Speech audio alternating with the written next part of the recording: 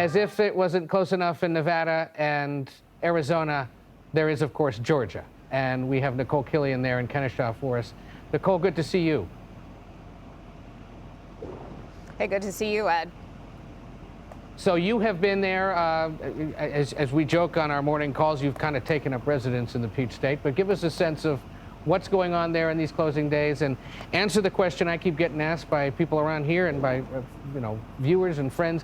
Will there be a runoff in that Senate race? What's it look like? Well, I think that's what everyone is wondering, because the Senate race has been so close. And when you look at the polls time and again, neither candidate, whether that's Democratic Senator Raphael Warnock or his challenger Herschel Walker, neither has really been able to clear the 50% mark consistently. So because of that, that's why there's a lot of speculation as to whether or not this race will go to a runoff. Senator Warnock told me today he plans to win. But I also spoke to Florida Senator Rick Scott recently, who was campaigning on Walker's behalf. Here's what he had to say, not only about the broad spectrum of the races across the country, but his prediction for this race here in Georgia. Take a listen. The Democrats can't defend their positions right now. I mean, whether it's the inflation or the crime or the open borders, none of those things they can defend. So they're having a hard time, and that's what they have to do, because they've all voted for all these things. So he's running a good race.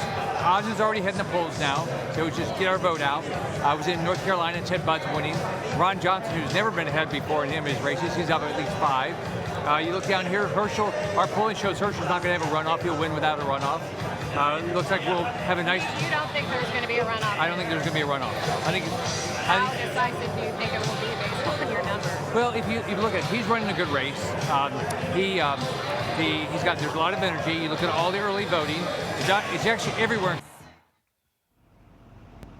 So as you heard from the NRSC chairman there, Rick Scott, very bullish about not only the state of affairs here in Georgia, but also throughout the country. But again, as we've seen, Democrats certainly rallying across the country to try to close a deal and try to hold the majority in the House if they can, and also in the Senate in these final closing hours as they make their last arguments to voters. Ed.